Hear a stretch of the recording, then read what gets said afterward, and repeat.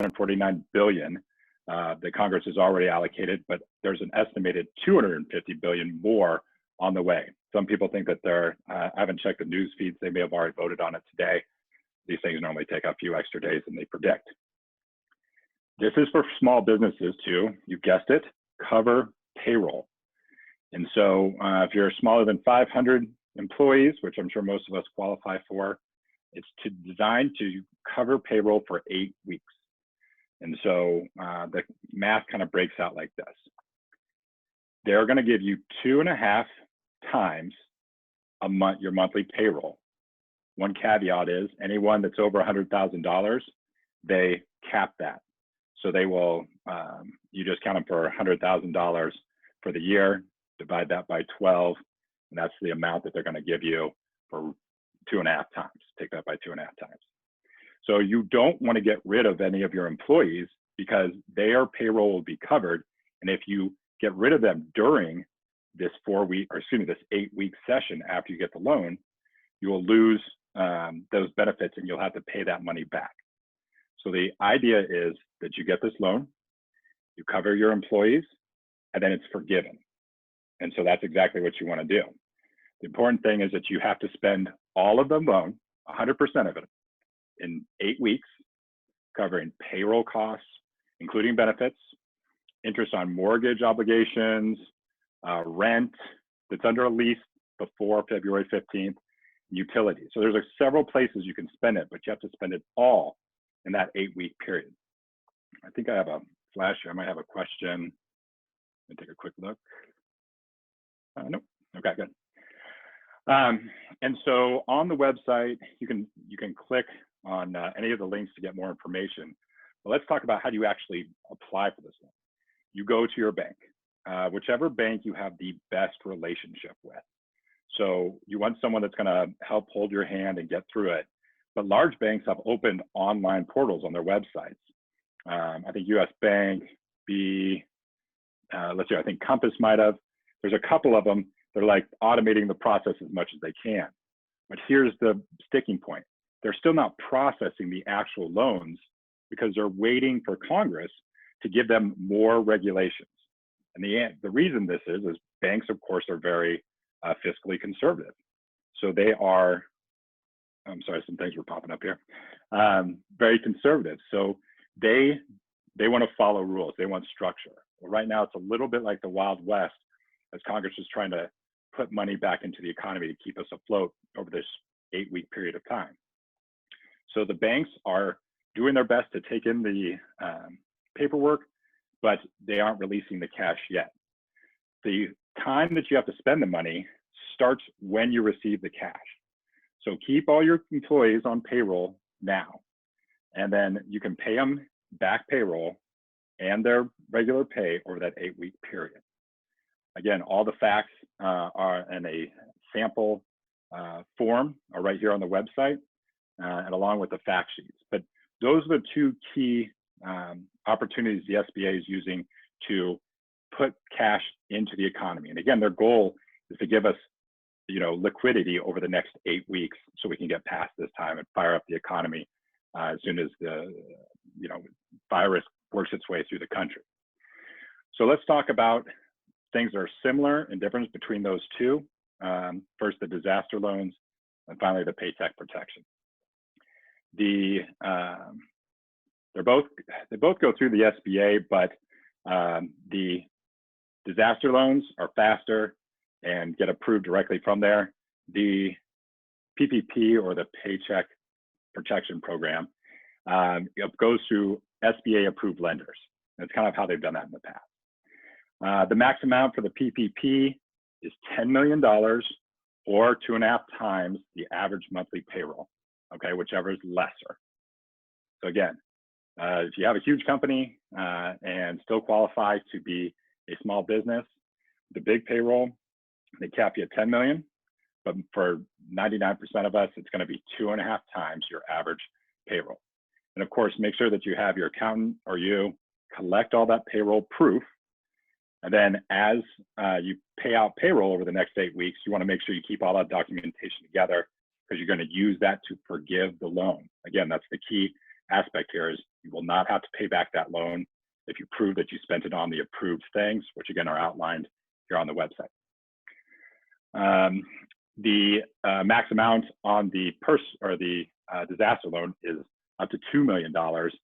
That's based on size of company and that sort of thing. That, again, you just go through the portal. That'll automatically be decided for you. The PPP loan is a 2-year term with deferrals up to 6 months. So meaning you wouldn't have to, if you didn't spend all of that money, you can wait up to 6 months to start paying back whatever wasn't spent on the qualifying issues. So let's say you make a business decision that you want to increase inventory with that money, and then that'll be a better benefit down the road. Then you start paying that loan 6 months later on that money that you spent to increase your inventory. The disaster loan has up to a 30-year term, and that's because it could be so much larger, but that's a great loan. So some of our clients are talking about taking the loan as, taking as big a loan as they can and using that to fuel their business past this issue and using it on other things because it's such a long-term play with such a low interest rate. And so let's talk about the interest rates. The PPP has an interest rate of 1%, and the disaster relief loan has an interest of 3.75. So these are pretty low. Some businesses have trouble getting credit and those sorts of things, and this is a good opportunity to them for using it for whatever's best for them. Both loans can be prepaid, so there's no penalty for paying them off early. Where I talked about kind of what you can use them for. Both of them can be used for payroll benefits. The PPP can be used for mortgage interest, rent, utilities, and other debt occurred before February 15th.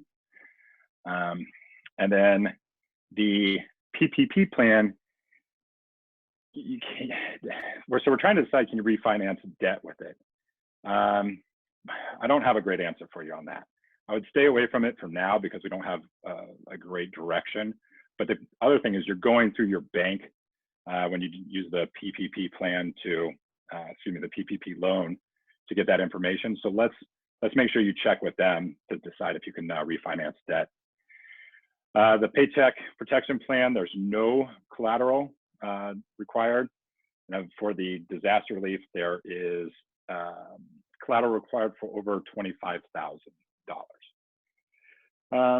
And forgiveness, which again, I just want to touch on, as long as you use 75% of the payroll protection plan towards those qualifying issues, qualifying expenditures, then you're in the clear and they will forgive the entire loan. So remember, you have 2.5 times payroll, so you really have 0.5, 50% of 2 months payroll to use on other things to better your business, pay off debt, that sort of thing. So make sure you take advantage of that. And then for the disaster relief loan, again, that $10,000 advance is forgiven if you don't qualify for a loan. So whatever they put in your account automatically, you do not have to pay back, although it is down to $1,000 per employee. So if you have 3 employees, the max they would give you is $3,000. And if you qualify for a loan and utilize it, it would get tied into that loan. And that's basically it. That's the most detailed report that we're giving our clients about these two opportunities. And the key here is that every business is different.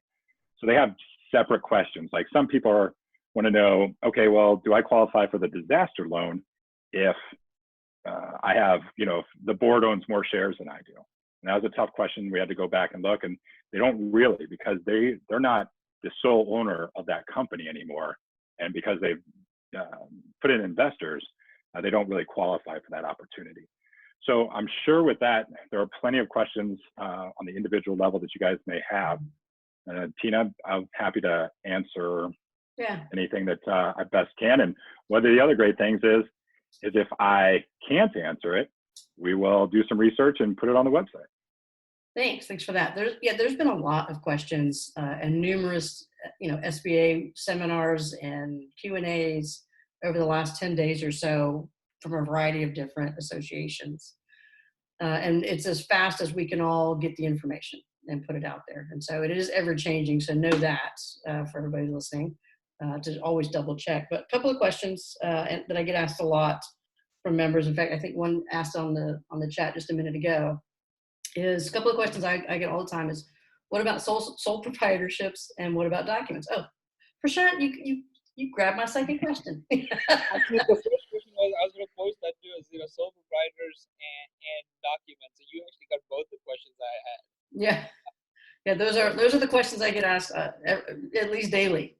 What documents do people need to have? Do they need to be certified from their accountant? Do they need them at the ready when they're filling out the application? And then what happens if you're an independent contractor or self-employed?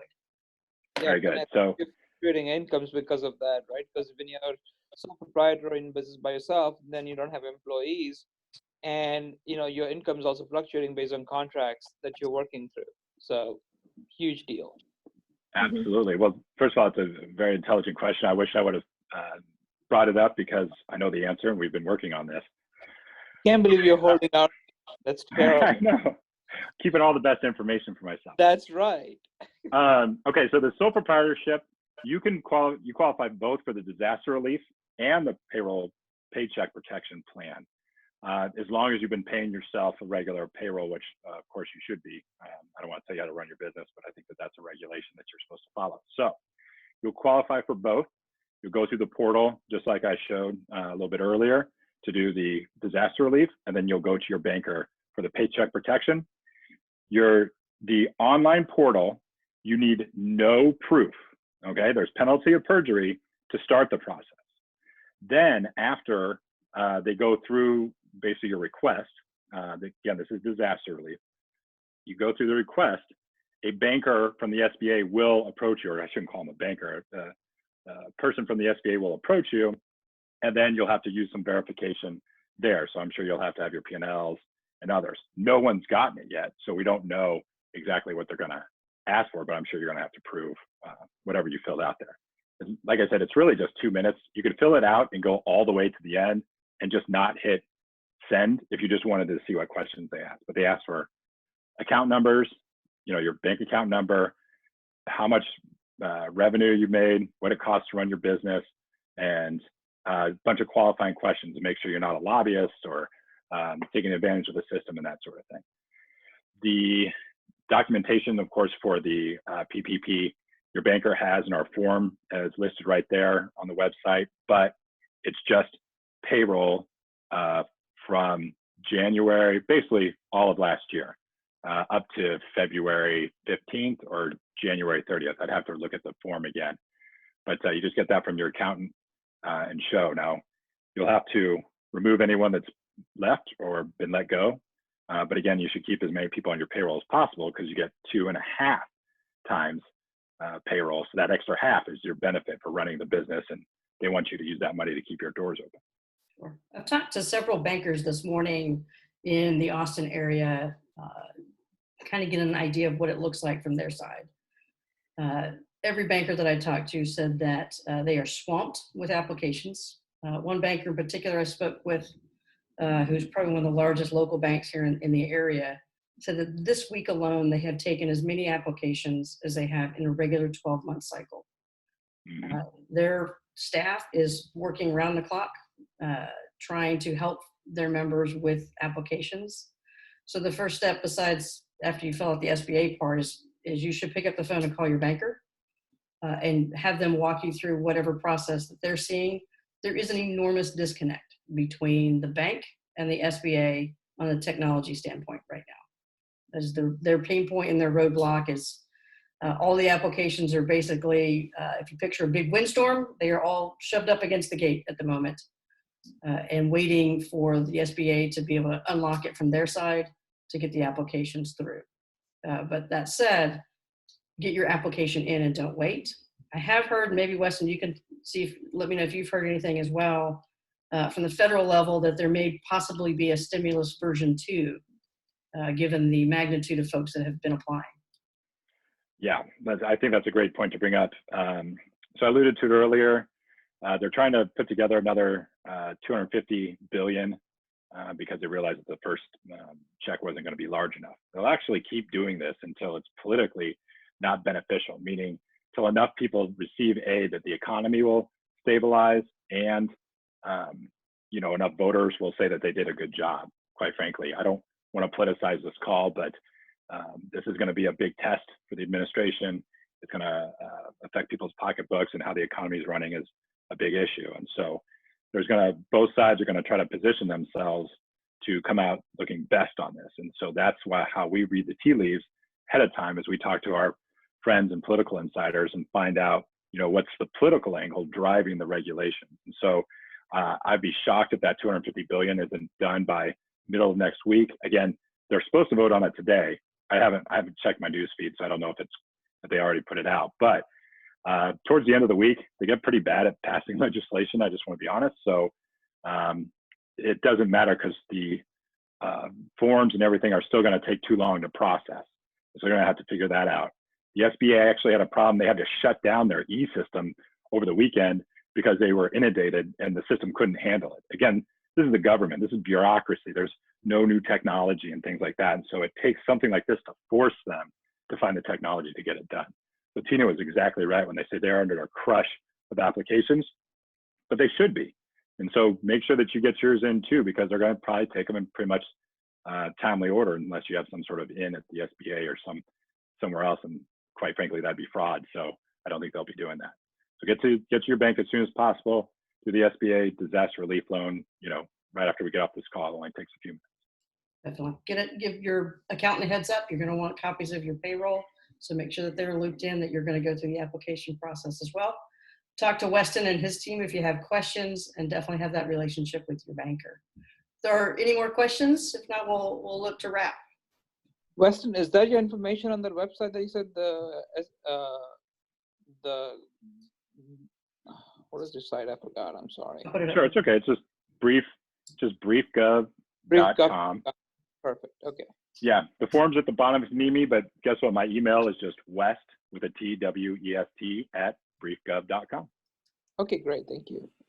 Yeah, thank you. And here's the thing, guys. We are all in this together. Like there are just countless numbers of people that are hurting and need to figure out this system. And so the more we can all work together, the sooner we're all going to recover from this issue. And so just know that there are people just like me all around that have expertise. They're just giving it away because we want to see everyone come back stronger. And we obviously want to do our civic duty. And so Tina's obviously one of those folks, but I'm just happy to help in any way. There's, I'm never going to charge anyone or get in their way. I'm just here to pass out information we've already collected. Thank you for that. I really, really, really appreciate this. Yeah, our pleasure. And I've got to thank my team. I got to give a shout out to those guys. They're the ones going through the legislation line by line.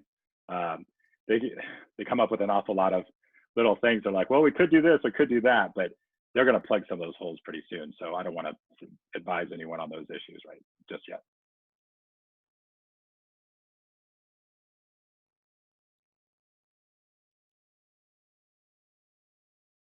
All right, one last chance for questions. Apply on the SBA site, call your banker, call your accountant, call Weston. But go get that money. Don't let Trump have it. That's right. Thanks, guys. Take care. Thanks, Tina.